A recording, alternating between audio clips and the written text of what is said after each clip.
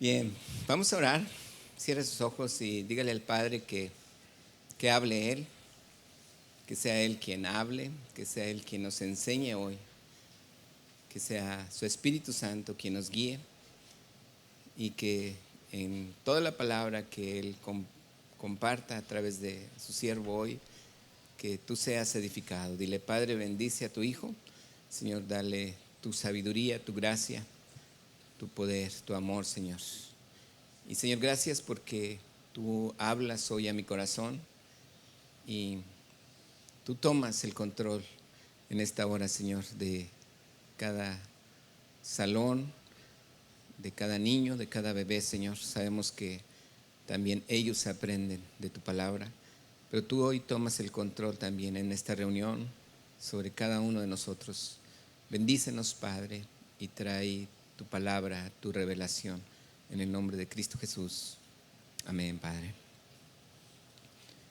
Bien, quiero compartirle que hace como, bueno, no quiero decir los años, pero hace muchos, aunque ni tantos, el Señor cuando nos llama o me llama a mí a su presencia, eh, estar en frente de estar como tiempo completo, yo ya tenía tiempo sirviendo al Señor, no a su presencia que me haya ido, sino haber estado ahí ya más tiempo en la iglesia.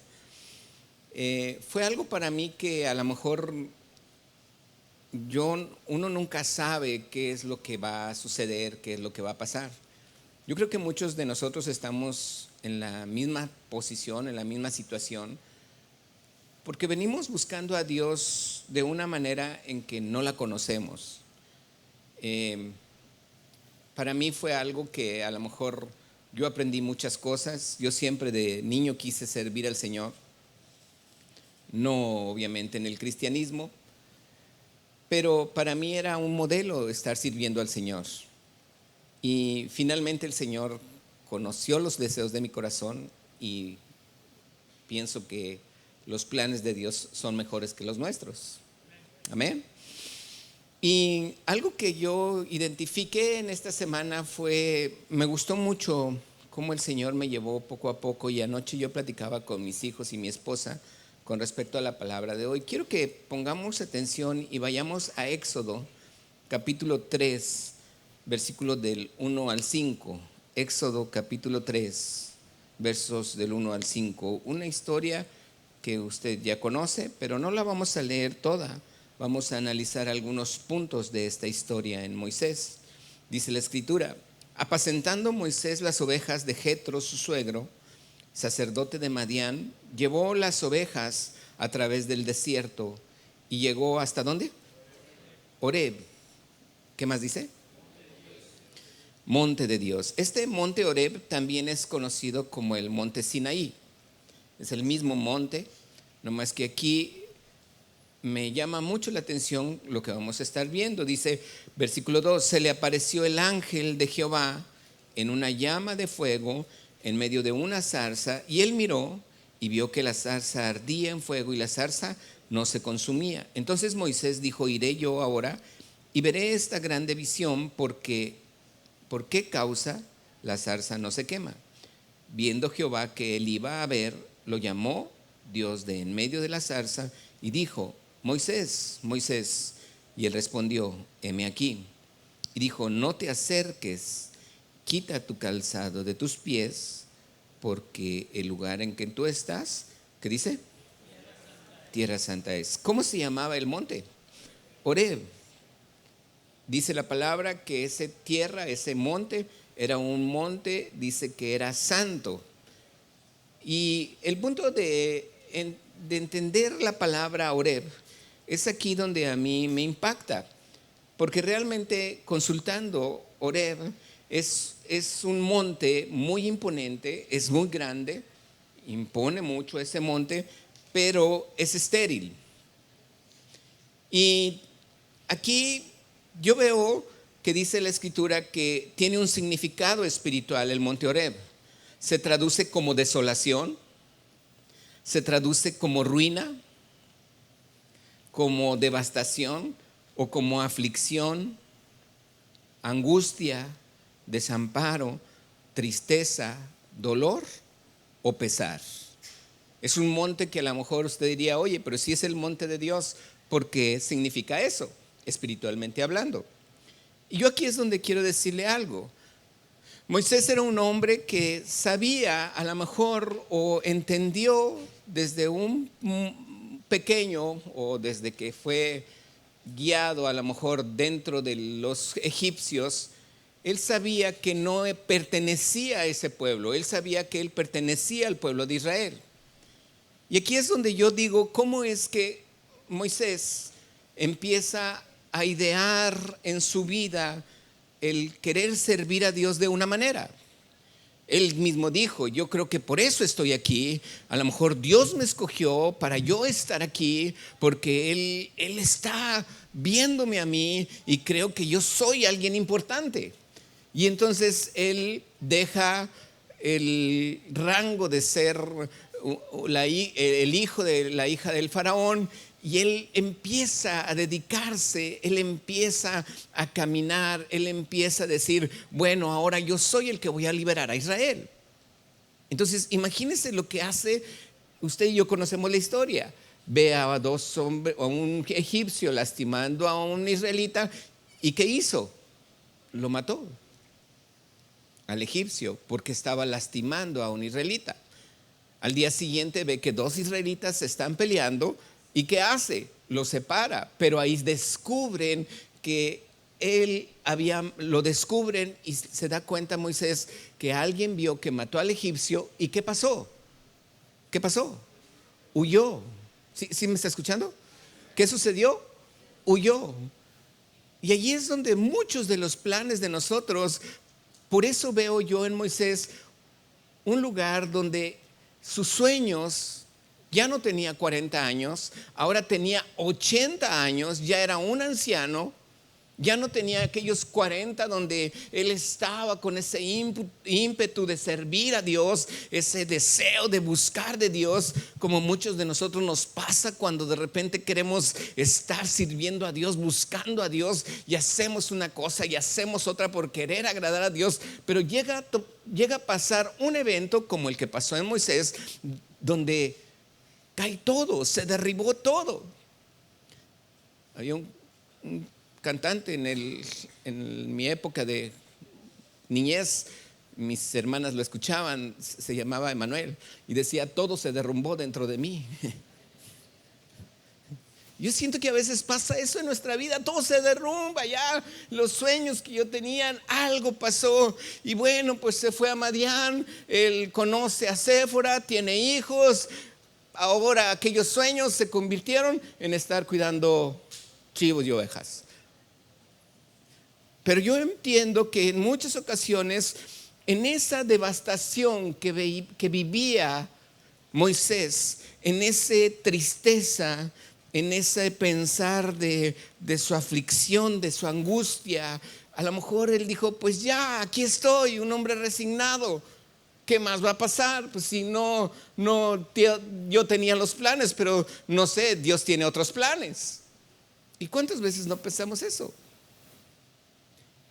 ¿Qué sucedió? Yo aquí veo cómo Dios pone un monte que se llama devastación, angustia, tristeza. Un monte donde Dios dice, hey, aquí estoy. Yo también estoy allí. ¿Para qué? Para comprarte, para sacarte de ahí. Por eso Moisés ve esa zarza ardiendo, se acerca y Dios le dice sus planes de Dios.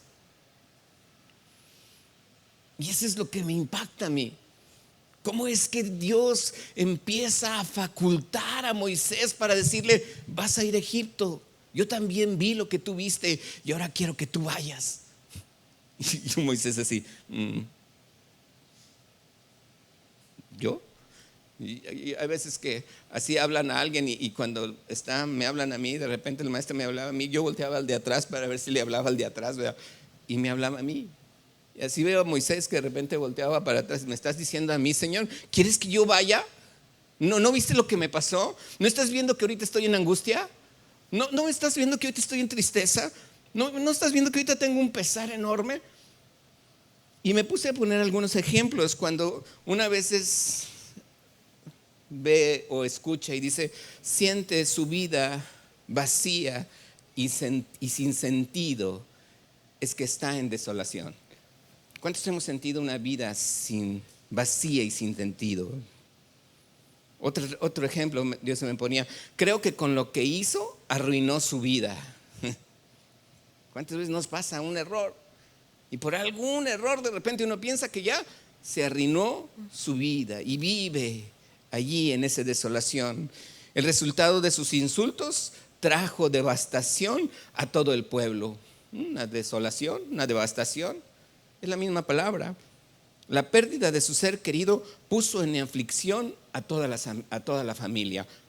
La misma palabra, aflicción, desolación, Oreb. No pudo confiar en su amigo aún en tiempo de angustia.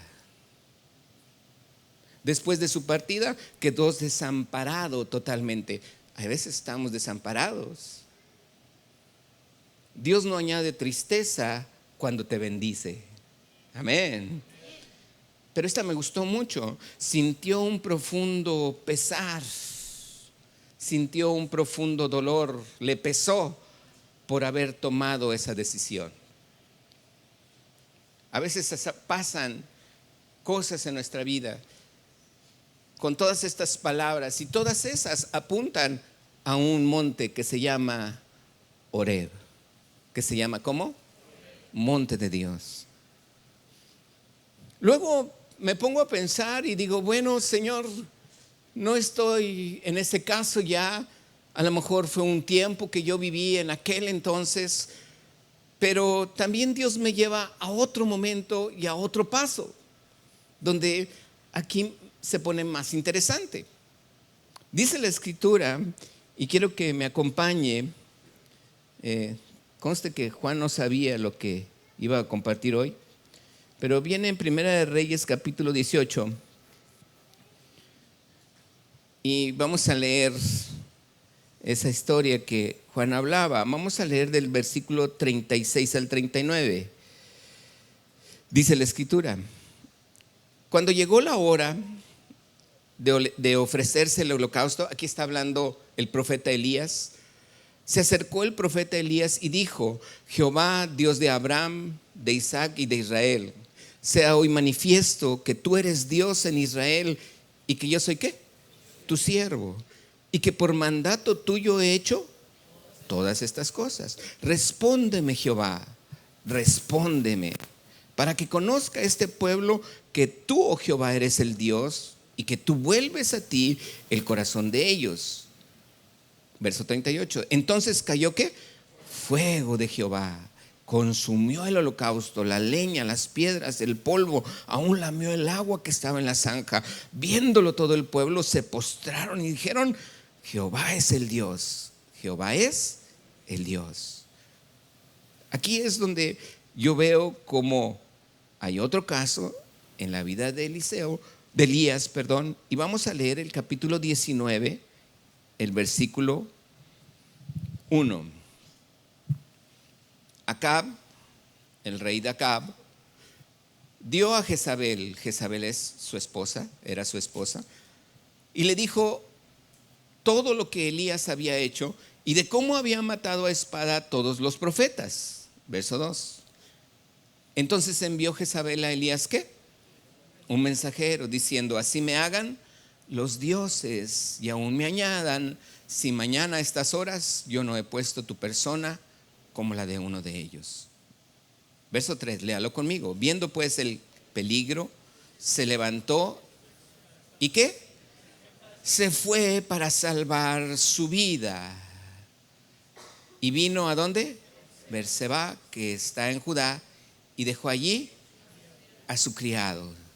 Y él se fue por el desierto un día de camino, vino y se sentó debajo de un enebro, deseando morirse. Una plena señal de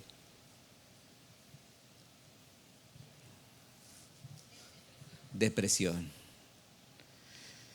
Se deseaba morir. Y dijo: basta ya, oh Jehová, quítame la vida, pues no soy yo mejor que mis padres. Echándose debajo del enebro, se quedó dormido. Y he aquí luego el ángel le tocó y le dijo: levántate, come. Entonces él miró, he aquí en su cabecera una torta cocida sobre las ascuas, una vasija de agua, comió y bebió. ¿Y qué dice? Deprimido totalmente. Volviendo el ángel de Jehová la segunda vez, lo tocó diciendo: levántate y come, porque el largo camino, ¿qué? Verso 8. Léalo conmigo. Se levantó pues y comió y bebió, y fortalecido con aquella comida, caminó 40 días y 40 noches. ¿Hasta dónde? ¿Hasta dónde? ¿Qué es Horeb? El monte de Dios. Ya no es un hombre que apenas conoció de Dios, que creía que como Moisés, que Dios lo iba a usar. No, ahora estamos viendo un hombre que ya Dios lo usa. Ahora estamos viendo a un hombre que hace caer fuego del cielo, que pensaba que ahora sí todo el pueblo ahora iba a buscar de Dios, iba a haber un avivamiento allí en todo el pueblo. Ya había matado a todos los profetas y ahora él dice: wow, ahora sí estoy en lo mejor. Ahora sí estoy en el lugar que quería, que ahora sí estoy padrísimo, Dios me usa. Pero también llega un momento donde hay una amenaza de muerte, y eso él no lo contaba. Él se deprime, se desanima y huye. ¿Para qué? Para salvar su vida. Cae en una desolación, igualito que Moisés. ¿Cuál era la diferencia?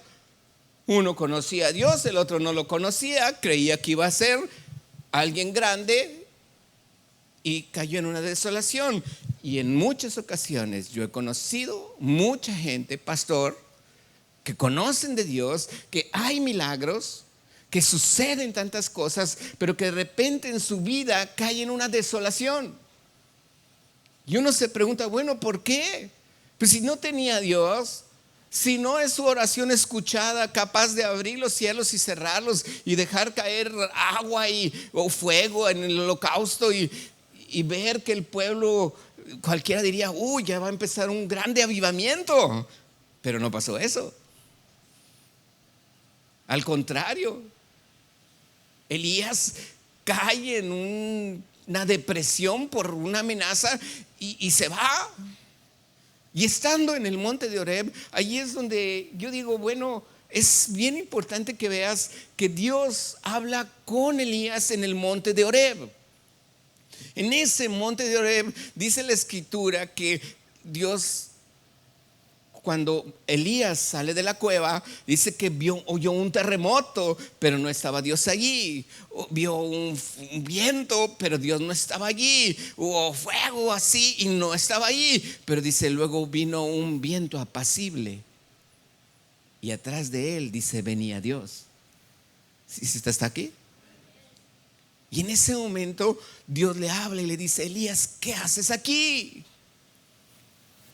Cualquiera diría: Señor, pues es tu monte, te vine a buscar aquí. Pero sabes una cosa, Dios ya no estaba allí.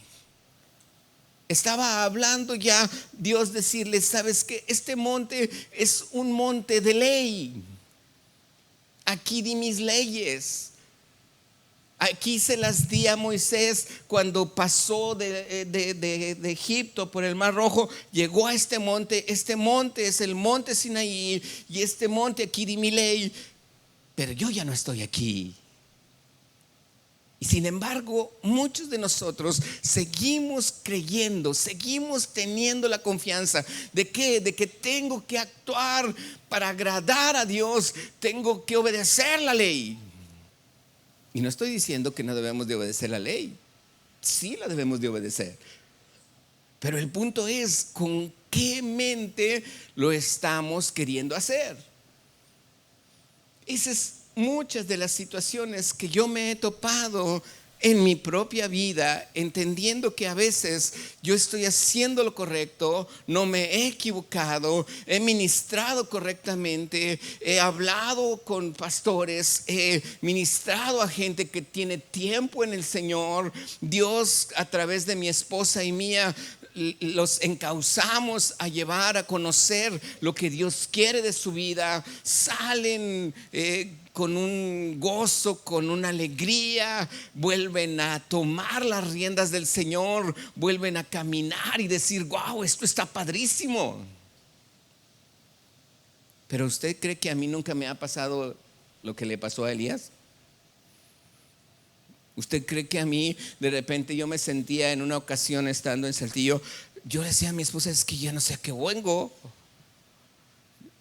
a qué voy a la iglesia. Digo, antes yo era el administrador de todo, yo hacía todo, y de repente, ¡pum!, me quitaron todo. Ya no hacía nada. Lo único que hacía para mí, y me encantaba, era ministrar a gente. Yo estaba en mi oficina y salía a ver una familia, salía a orar por alguien, o iba gente a la iglesia. Y pues en aquel entonces el administrador me dio una oficina más grande que todos. Yo dije: wow, pues qué padre, ¿verdad? Qué bendición. Yo le dije: ¿por qué me la diste tan grande? Yo con una chiquita me conformo. Dice: es que tú eres el único que estás aquí. Y si tú eres el único, no estoy menospreciando el trabajo de otros. Si lo hacían, dice: eres el único que ministras más gente. Entonces me puso una mesita y yo ministraba a la gente. Y pues para mí eso me encantaba mucho. Pero ya no hacía nada de lo administrativo, ya no hacía nada de otra cosa. Y entonces yo me desesperaba y yo decía: Señor, entonces ¿qué estoy haciendo aquí? Ahí estaba en mi monte de Oreb. Y le decía: Señor, pues ¿qué hago aquí, verdad? Pues una aflicción. Y de repente el Señor me empieza a dar nuevamente todo lo que tenía, nuevamente todo lo que tenía, nuevamente todo lo que tenía. Poco a poco me empezó a dar todo. Y de repente otra vez vuelvo a hacer lo mismo. ¿Por qué? Porque yo no había hecho nada. Y todo eso lo veo como de una manera en la que Dios a veces en nuestras vidas como hijos de Dios estamos creyendo que ya estamos haciendo bien las cosas, pero de repente no pasa nada. De repente no se cumple. Decía Juan, de repente no llueve, pues sigue orando. ¿Cuántas veces? 7 o 6 veces, 7 veces ponte a orar hasta que ya hay una pequeña mano. Ya hay algo. Ok, ya con eso suficiente. Pero es estar orando, estar perseverando, estar manteniéndote, creer todavía. Pero es que no pasa nada. Mantente. Pero es que esto está sucediendo. Si Dios ya me usaba, sí, pero mantente. ¿Qué hizo Dios con Elías? Yo aquí lo que creo que una de las cosas que Dios le pregunta: ¿qué haces aquí? Elías dice, él le dice: tengo un vivo celo por Jehová, Dios de los ejércitos. Dice: porque han matado a tus profetas y he quedado solo. ¿He quedado qué? Solo. ¿Cómo se consideraba Elías? Solo. Y Dios le dice: qué equivocado estás. Le dijo: no, hombre, si supieras, le dijo. Cuando él creyó que estaba solo, Dios le dijo: hay 7,000 israelitas que no han dejado de ser leales a mí. Dile, yo creo que se le abrió los ojos así a Elías. ¿7 qué? También le dijo: entre uno de ellos está un hombre llamado Eliseo. Y fíjese bien, él usará, Dios le dice: yo lo voy a usar a él para poner fin al perverso reinado de Jezabel. Y Elías: y va a aprender de ti. Y Elías: él descubre que Elías tenía un llamado muy diferente al que tenía Elías. Elías mismo no era para liderar un avivamiento. Elías era solamente para ir delante y preparar el camino. ¿Estás aquí? Si usted se recuerda, en Malaquías capítulo 4, vamos a leer Malaquías capítulo 4, 5 y 6, dice la escritura. Malaquías 4, 5 y 6. Malaquías 4, 5 y 6 dice la palabra: he aquí, yo que os envío, ¿a quién? El profeta Elías, antes que venga, ¿qué? El día de Jehová, grande y terrible. Versículo 6: él hará volver el corazón de los padres hacia los hijos y el corazón de los hijos hacia los padres, no sea que yo venga y hiera la tierra con maldición. Ahora acompáñeme a Mateo capítulo 17, versículo 11. Versículo 11. Vamos a leer desde el 10, si me hacen favor. Mateo 17, 10. Dice: entonces sus discípulos le preguntaron diciendo: ¿por qué pues dicen los escribas que es necesario que Elías ¿qué? Venga primero? Fíjese bien la respuesta de Jesús. Verso 11. Respondiendo Jesús les dijo: a la verdad, Elías ¿qué? Viene primero y restaurará. Ok. ¿Hay alguna duda allí? No, es correcto. Elías viene ¿qué? Primero. Él vino antes de Eliseo. El que traía el avivamiento era Eliseo, pero Elías era el que abría, el que iría adelante y el que traería fin a Jezabel, a la esposa de Acab, que era una hechicera. No era Elías, ¿era quién? Eliseo. Y entonces Jesús dice aquí, verso 11, respondiendo Jesús le dijo: a la verdad, Elías viene primero. Esa es su función. Él tiene que venir primero y él restaura las cosas. Pero versículo 12: pero yo te digo que Elías ya vino y no lo conocieron, sino que hicieron con él todo lo que quisieron. Así también el Hijo del Hombre padecerá de ellos. Entonces los discípulos comprendieron que les había hablado ¿de quién? ¿Qué sucedió con Juan el Bautista?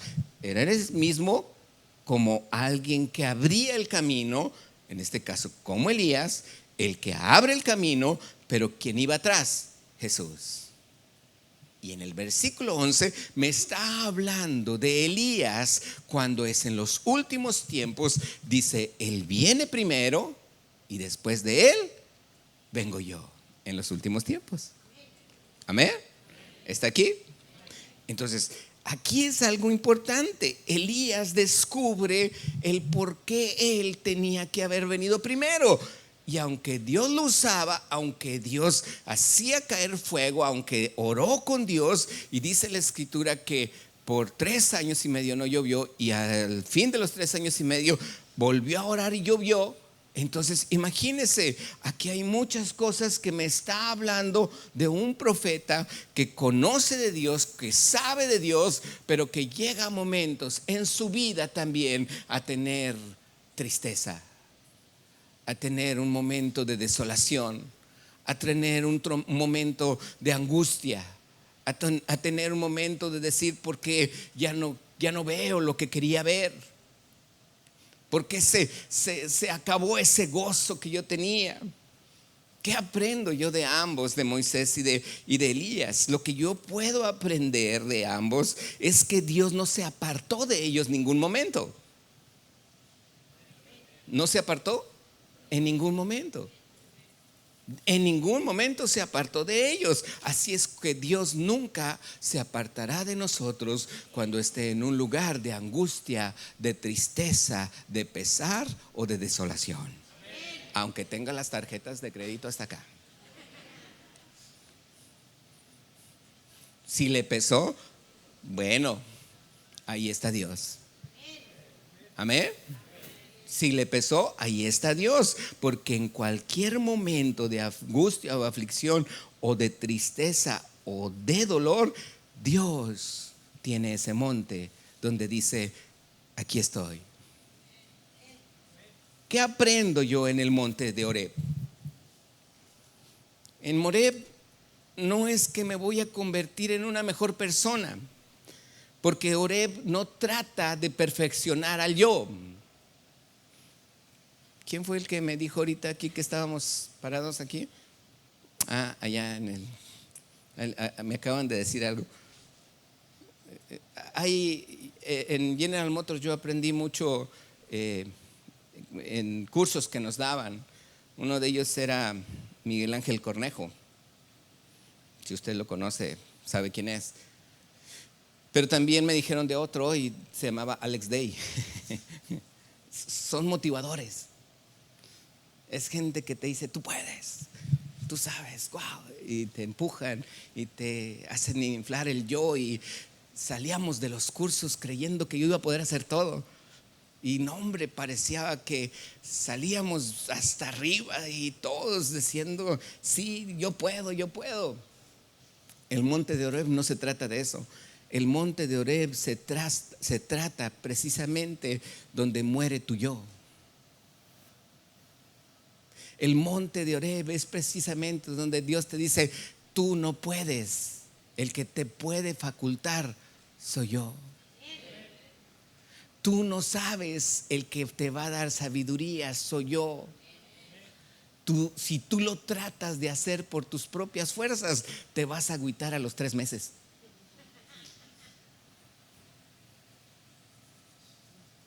O a la primera que se levante una Jezabel y que te diga que te va a matar, vas a andar hasta en la depre. Dios le dijo, aquí tu yo no me sirve para nada. El monte de Horeb no es el lugar donde mi vida se va a perfeccionar. No, en el monte de Horeb se trata del abandono de mí mismo. Un abandono hacia mí mismo. El monte de Horeb se trata de descubrir mis éxitos y mis fracasos, que yo puedo comprender que allí no habita nada bueno. Lo único que yo puedo entender es que allí en el monte de Horeb, en nuestros días, no es un monte físico, no es un monte donde realmente Dios quiere que yo haga la ley. No, Dios me está mandando al monte de Sión, que es el monte de la gracia, pero allí es donde Dios me quiere decir, hey, sí quiero que hagas la ley, pero no a tu manera, sino déjame a mí hacerla por ti, a través de ti. Amén. A veces hemos pasado en un monte Horeb como tal. Pero aquí una de las cosas que yo he visto es que sucede algo muy interesante. Vamos a leer Lucas capítulo 20, versículo 18.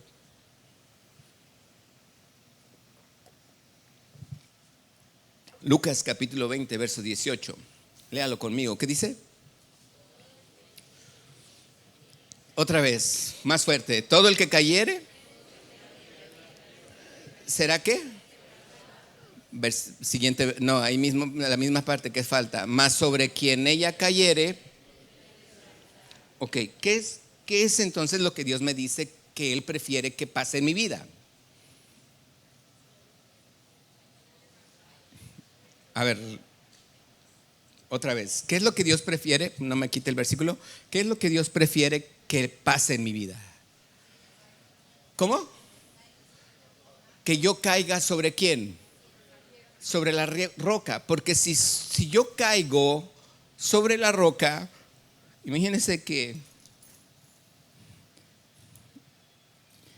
este soy yo y aquí está la roca. ¿Qué es más fácil o qué es mejor para mí? ¿Caer sobre la roca? ¿O que voltear toda la tarima, dejar las llaves y que la tarima caiga sobre mi vida? ¿Qué es mejor? Dice, ni una de las dos, pastor. Aquí dice la palabra que es mejor que yo caiga sobre qué. ¿Para hacer qué? Quebrantado. Porque si la roca cae sobre mí, me va a desmenuzar. ¿De qué me está hablando entonces esta palabra? Flojito y cooperando. Cae sobre la roca. Deja que Dios te quebrante. La peña es Cristo. Y cuando yo entiendo esto, una de las cosas que tenemos como cristianos sin conocer la vida de Dios y sin conocer a Cristo, creemos que lo conocemos. De repente yo estoy queriendo hacer las cosas a mi manera, de repente yo estoy queriendo hacer las cosas como el mundo me las enseñó, y empiezo a un religiosismo. Y empiezo a estar tratando de hacer las cosas religiosamente. Y así entré yo a Comunidad Cristiana, porque yo conocí a Cristo en otra iglesia, religiosamente cristiana. Y entonces yo llego al grupo de jóvenes y éramos como alrededor de 30 jóvenes, y yo todos les decía, hermano, no tengo nada en contra de los que dicen eso, ¿verdad? Pero les decía hermano, y todos se me quedaban viendo así como que, ¿por qué me dices hermano? Y entonces yo les decía, pues porque somos hermanos. Sí, pero me llamó Pedro. Dime por mi nombre. Y entonces hasta que un pastor me dijo, oye, ¿tú tienes hermanos? Uy, sí, ¿cuántos tienes? Tengo 11 hermanos. Uy, es una familia grande, o sea, tú eres el 12º, ¿no? Yo soy el décimo. Y entonces él me dice, ¿y cómo se llaman? No, pues ya les digo el nombre. Y cuando hablas con Carla, tú le dices hermana Carla. No, pues no, ¿por qué? Pues yo le digo Carla, ¿por qué nomás le dices Carla si es tu hermana? Pues porque es mi hermana. Ah, también aquí somos hermanos, por eso tú aquí y aquí me puedes hablar por mi nombre. Y yo, oh. Y entonces yo empecé a hablar de esa manera. Es bien fácil decir hermano y hermana, porque cuando no sabes su nombre, pues mejor le dices hermano, o mejor le dices hermana, ¿verdad? Pero Dios me lleva a aprender su nombre, porque somos uno, somos un cuerpo. En Cristo somos un cuerpo. Y sí, todos somos hermanos, y hermanos de muchas congregaciones. Amén. Pero cuando llegas al monte Oreb, hay cosas que Dios te dice, que no quiere religiosidad, que Él quiere en ti una entrega total. Allí es donde tú y yo en ese momento encontramos una realidad en mi vida. Me identifica Dios como tal, y la verdad es que ahora yo ya me veo como una luz de Dios, que cuando yo caigo en Cristo, aunque quebrantado en pedazos, pero no desmenuzado, soy apto para ser usado por Dios. Oreb representa un lugar donde mi yo muere.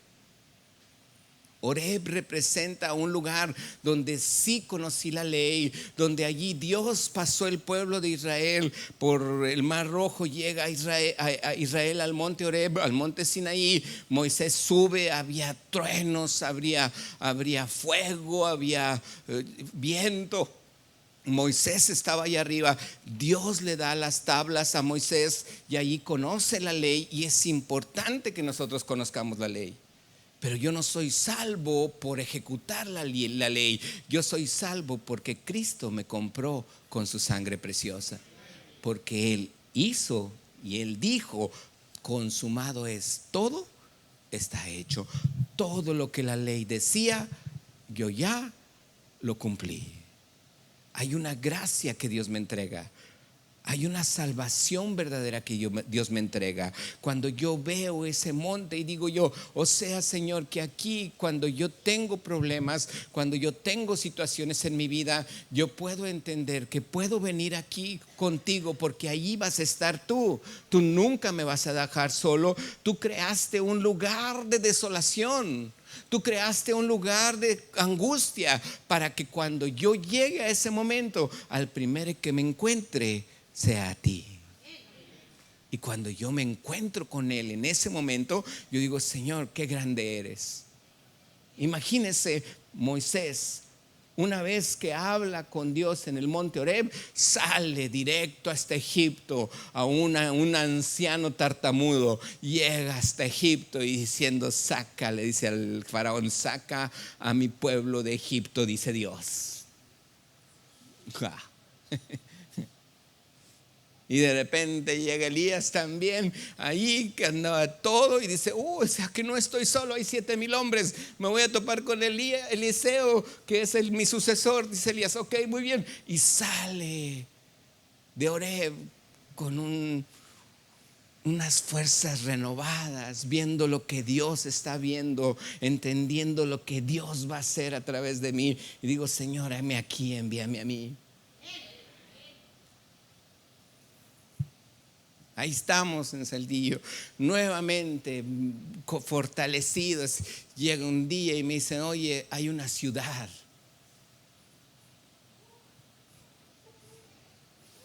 ¿Quieres ir?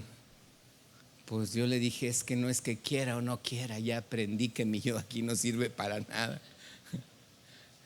Aquí es solamente si Dios me dice, voy.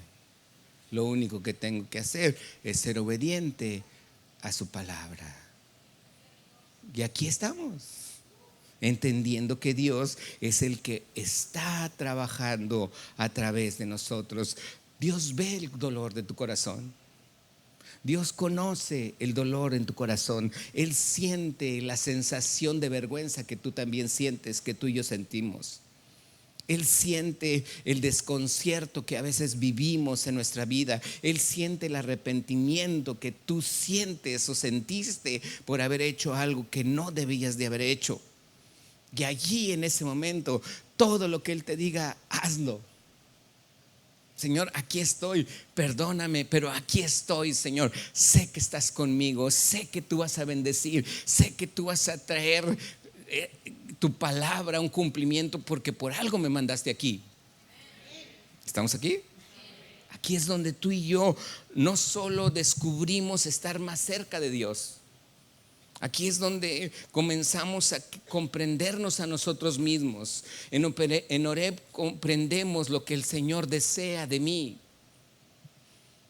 Allí en mi momento de angustia, nuestras vidas se simplifican. Ya no es tanto lo que Dios quiere que yo haga, simplemente que yo sea obediente. En Oreb verdaderamente yo me centro en lo más importante y dejo lo menos importante. Allí, en ese momento, yo pude comprender que cuando yo estoy en Oreb, Él me lleva a la raíz de mi vida espiritual. A veces yo siento un disgusto muy fuerte por movimientos de cristianismos modernos. Le hemos pedido mucho al Señor la sabiduría, el entendimiento de cómo poner aquí alabanzas, adoración. No cualquiera, solamente la que le alabe a Él, la que engrandezca a Él, la que en Él sea el único exaltado, no el hombre. Pregúntele a los que cantan, a los que tocan aquí, pregúntele si ha sido fácil estar aquí.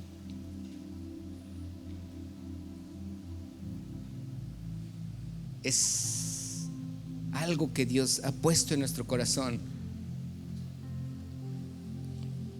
Conozco veces que alguien se porta mal y lo sientan. Sí se sabe ese término, ¿verdad? Lo sientan. Yo les dije: no vamos a sentar a ni uno.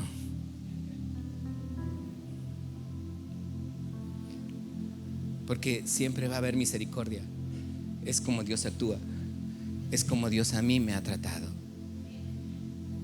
Es como Dios conmigo ha estado guiándome.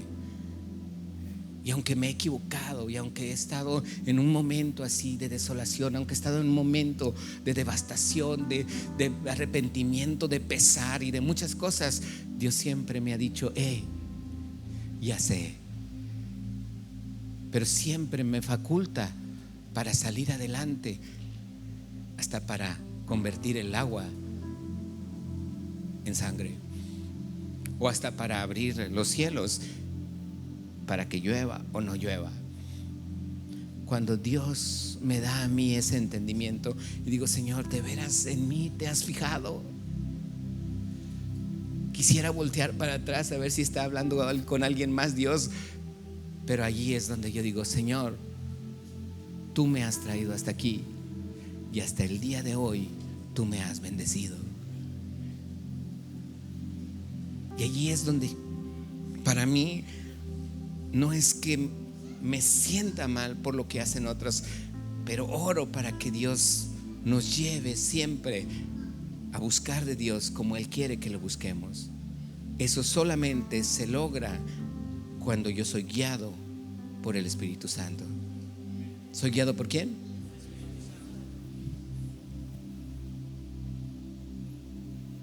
Aquí es cuando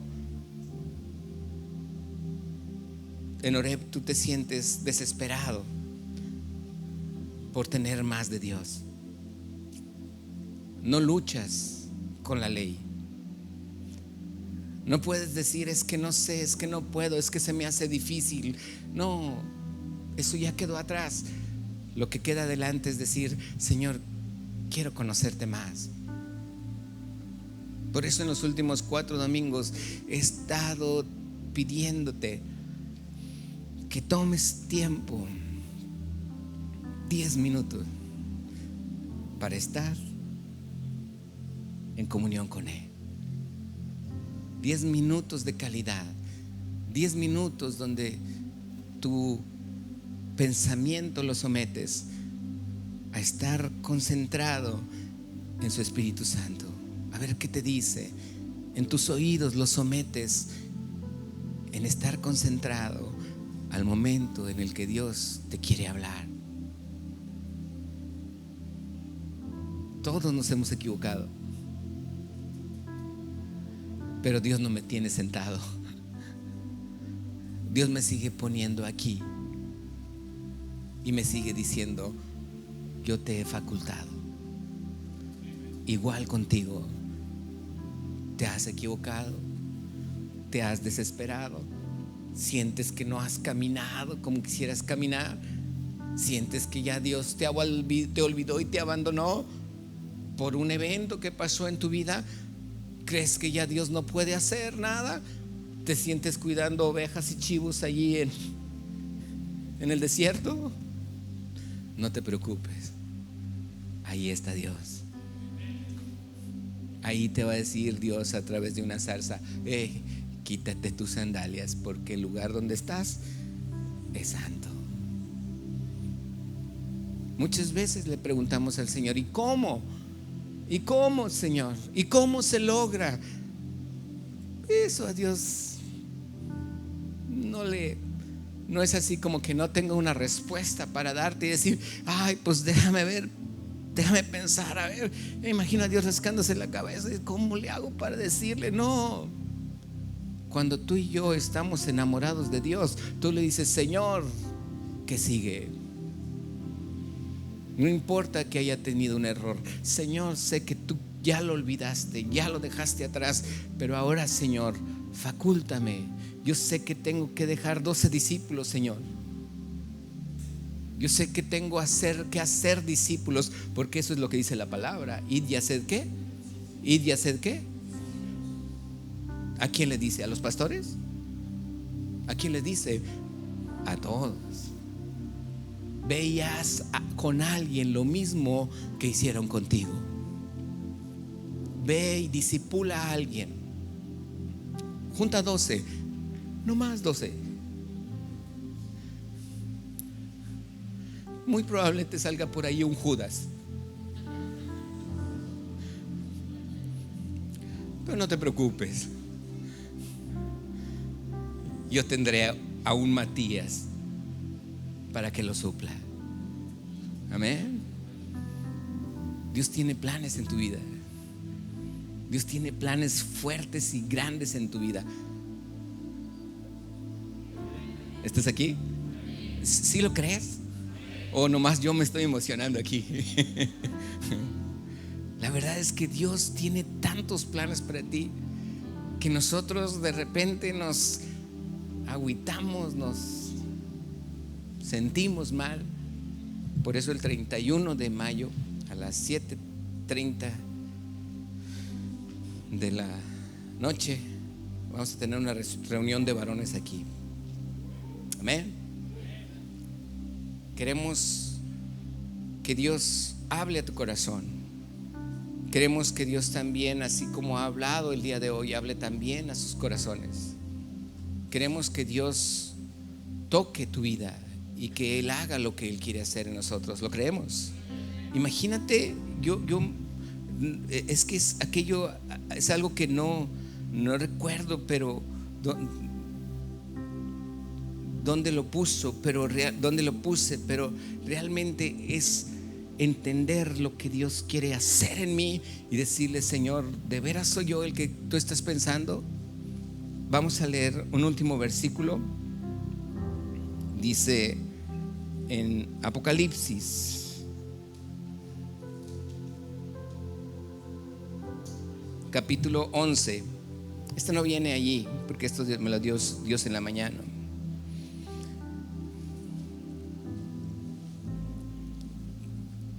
Apocalipsis capítulo 11.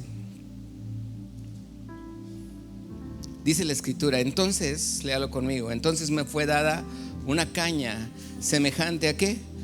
A una vara de medir. Y se me dijo: levántate y mide el templo de Dios y el altar. ¿Y qué más? Wow.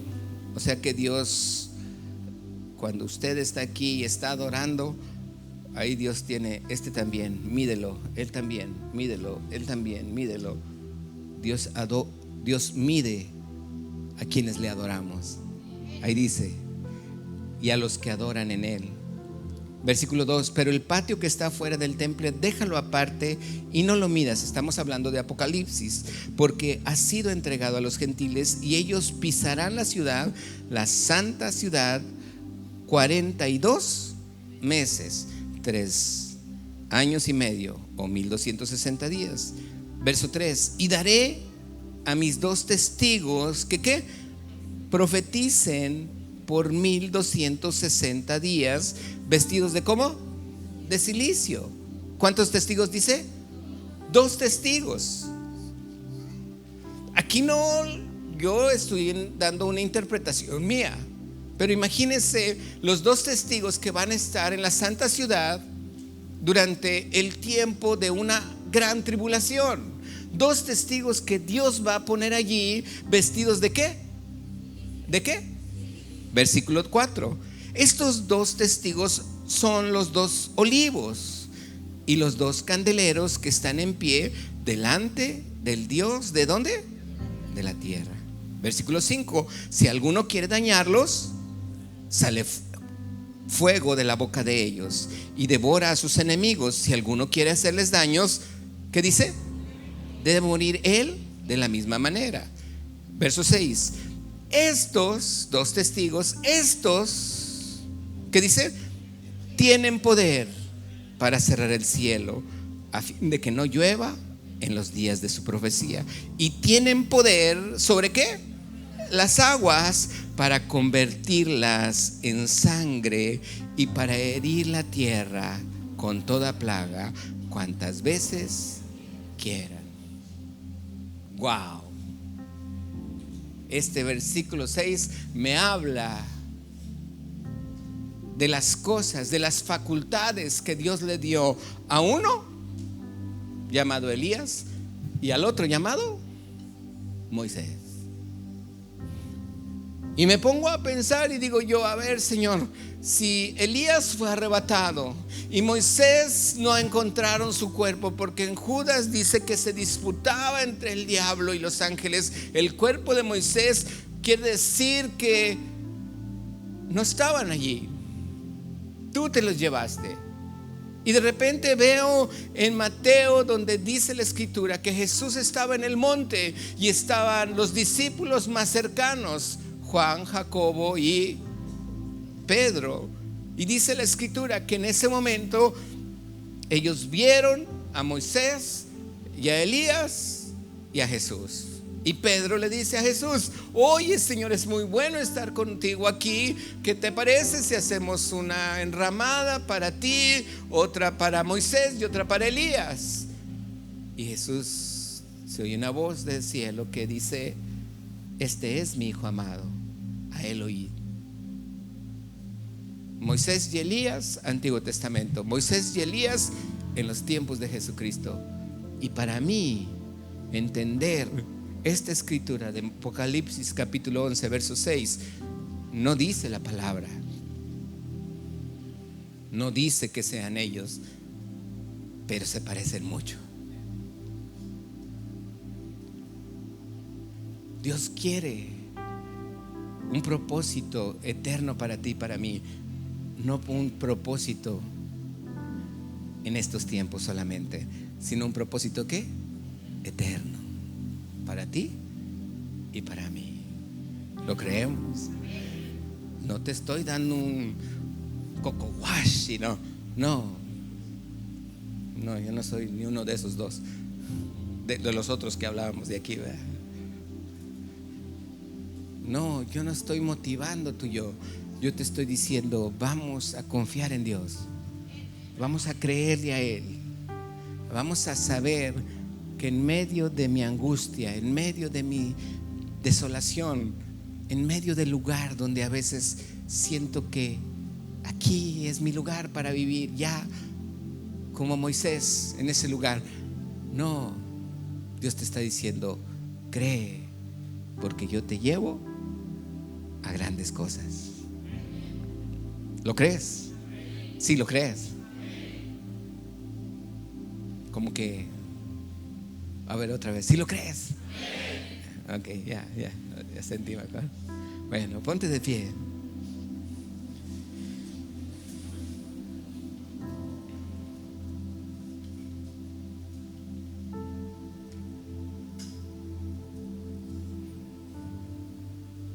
Cierra tus ojos.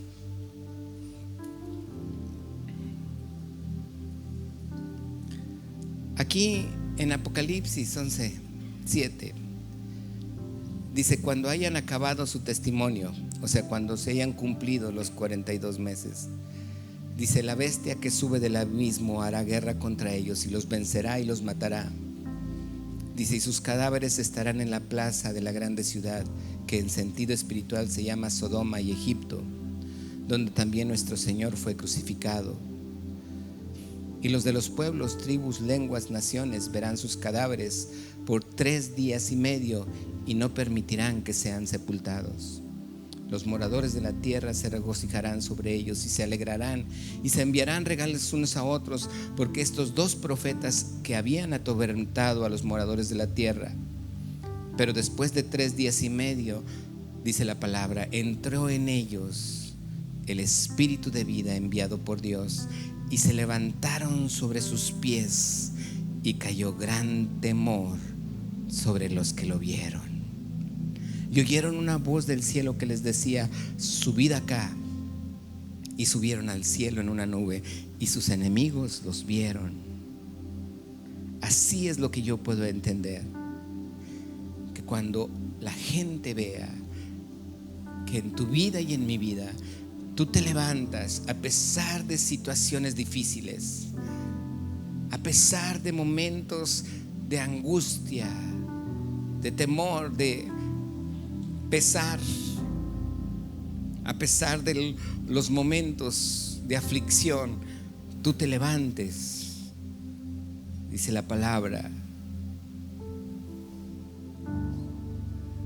que Dios puso en ellos espíritu de vida. Se levantaron sobre sus pies, dice, y cayó gran temor sobre los que lo vieron. Así mucha gente va a decir en ti, en tu vida: ¿cómo le hiciste? ¿Cómo te levantaste? ¿De dónde sacaste fuerzas?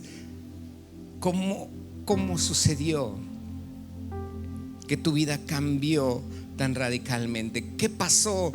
¿Por qué ya no estás en esa depresión? ¿Por qué ya no estás igual?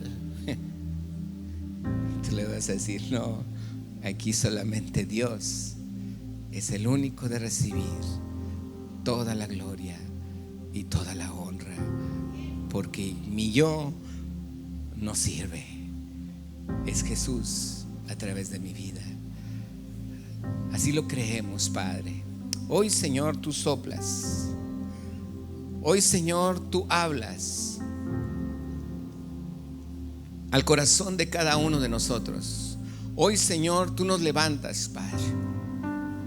Hoy, Señor, salimos facultados, Padre, saliendo de ese lugar donde tal vez algunos estaban viviendo, otros lo vivieron, otros todavía ni siquiera lo han comprendido, pero que ahora, Señor, podemos comprender que el caminar en tu palabra es un lugar, como dice tu escritura, el reino de los cielos sufre violencia, y dice, y los valientes lo arrebatan.